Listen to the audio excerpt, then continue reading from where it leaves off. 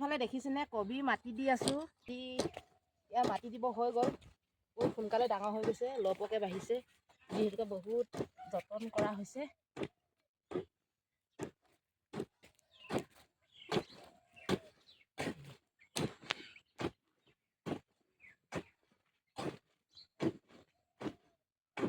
এইফালে দেখাই আছে।